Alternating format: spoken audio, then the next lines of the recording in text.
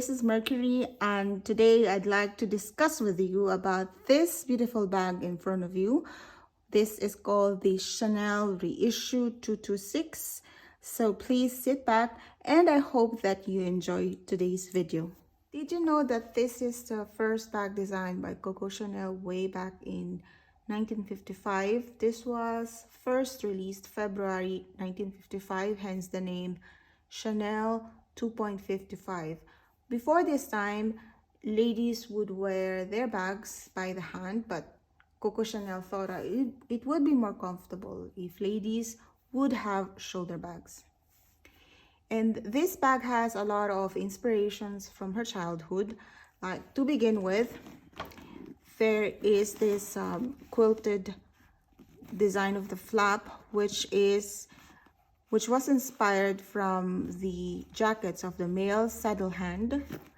And this chain, all chain strap, was inspired by the belts of the nun, where they used to hook keys.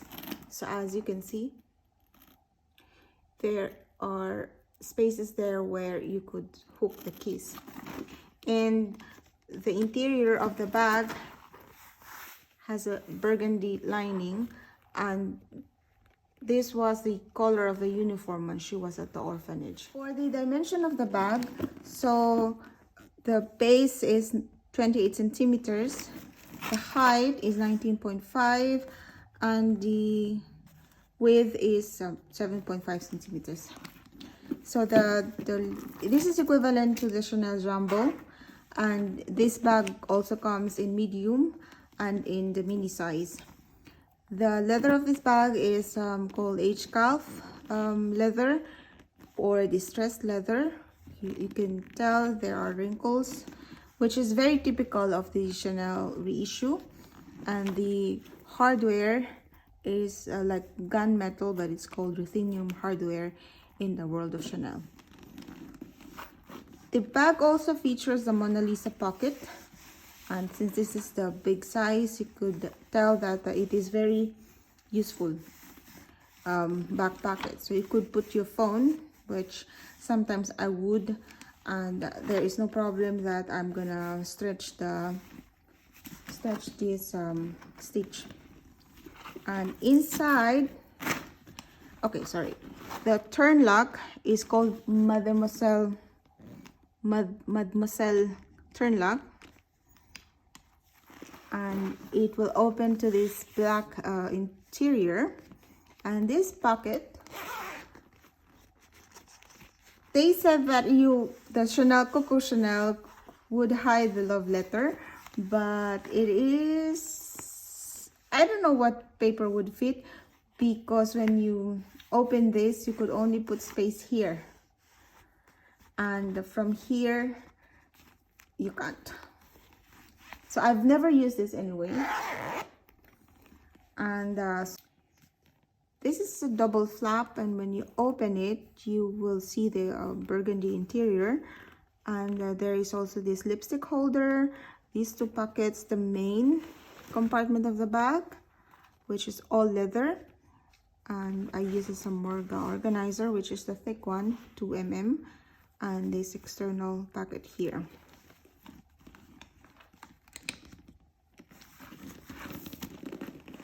I bought this bag in 2018, pre-loved, and it was originally bought in 2014.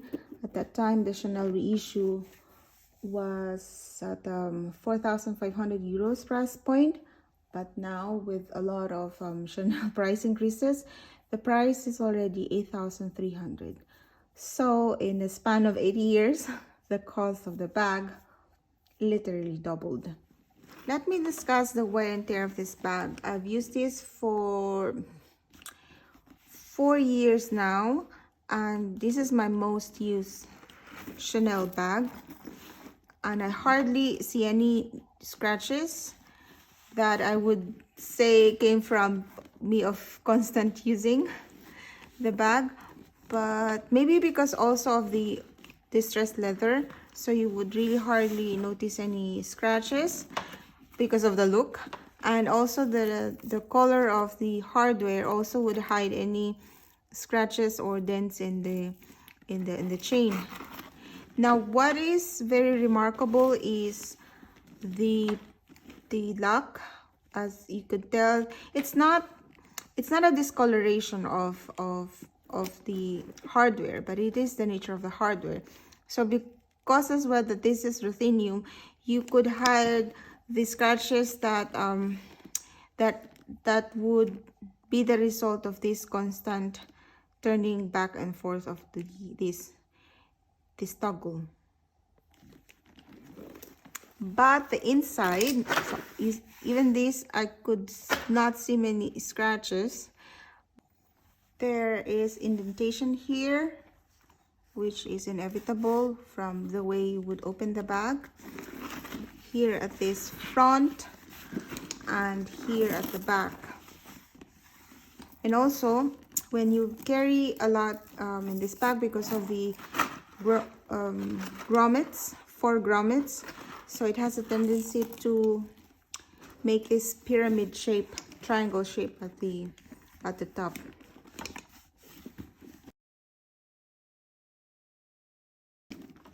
So that's very typical for those well-used and vintage Chanel reissue.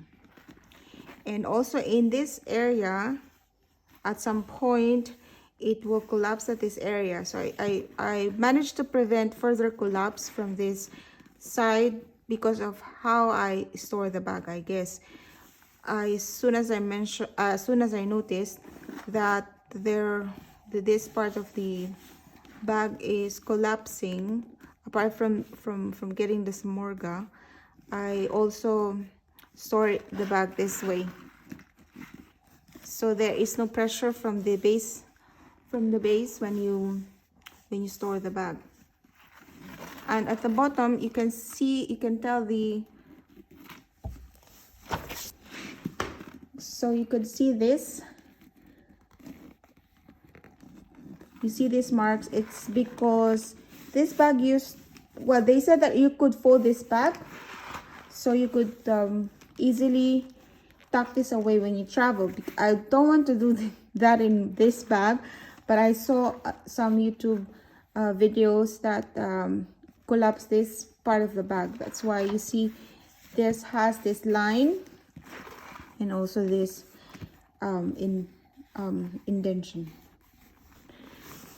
It has no feet, but I have really no scratches from the bottom. But when you open the bag,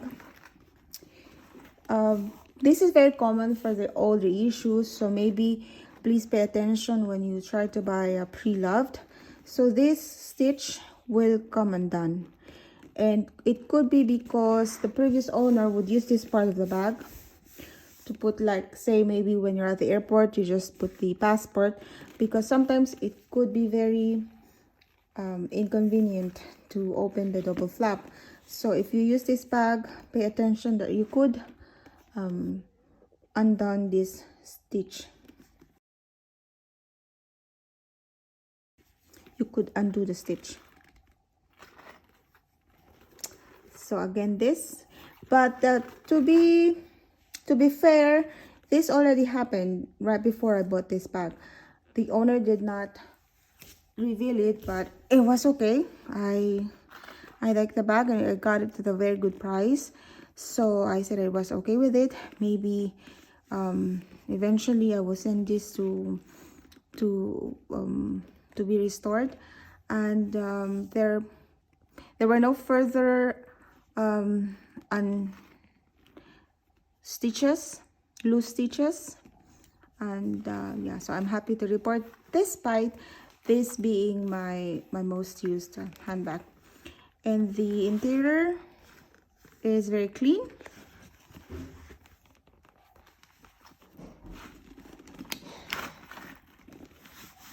So let's discuss the pros and the cons of this bag.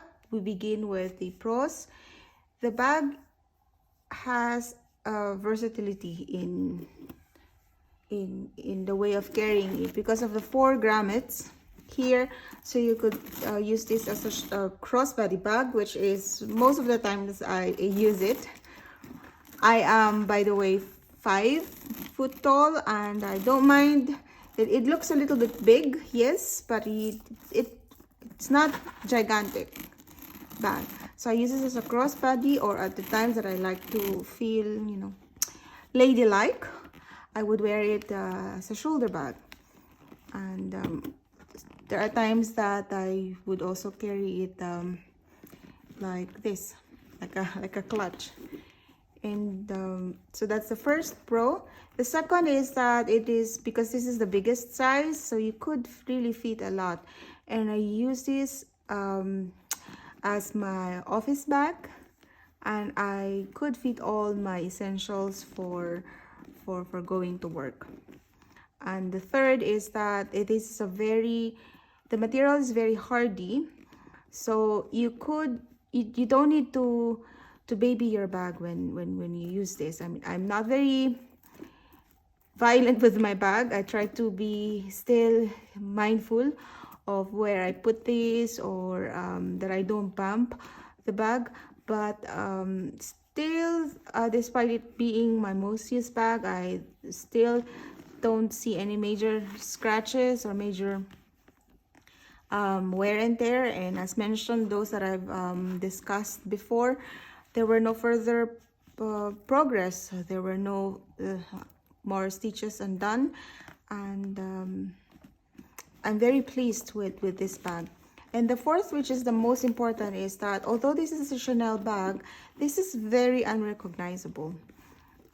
Maybe because of the Mademoiselle turn lock, this is not as famous as the CC turn lock.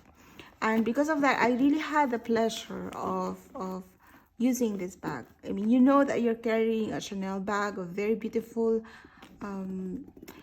beautiful leather, sturdy leather bag, and nobody would tell you, oh, you're carrying a Chanel bag at work. So I never had that encounter, and I'm really happy that I could use a Chanel bag at work. And this is very understated. It is just not recognizable. Only if you are really into Chanel, you would notice it. And lastly, if you're into for the pro of the bag, if you are into wearing the cost per wear of the bag, this, you could really reduce your cost every time you wear this bag. This is a very user-friendly. You could use this anywhere, day bag to night bag. This is very edgy, very versatile. So I really had a lot of pleasure using this bag.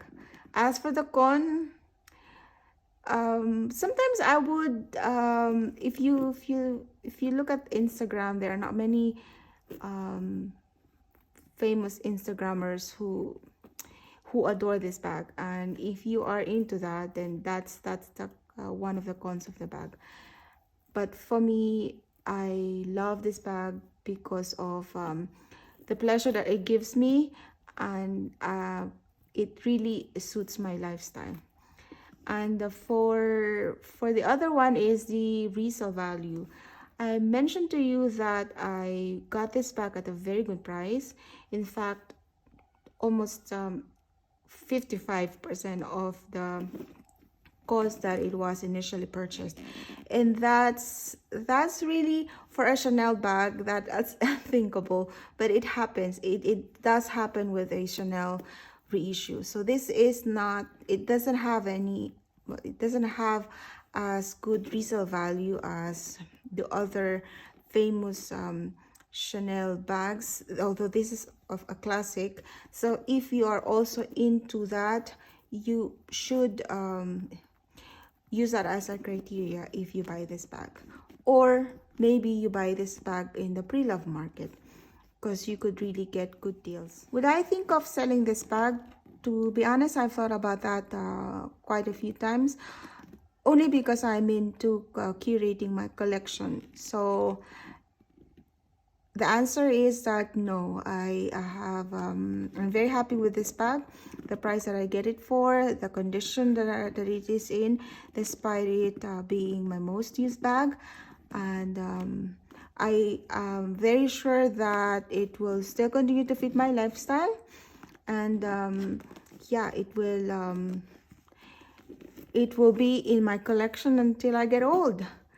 So yeah, that's how happy I am that I have it in my collection. And so yeah, there you go. Thank you for joining me in today's video, and I hope you learned a thing or two, and I hope to see you again in my next videos. Bye, take care, and thank you again.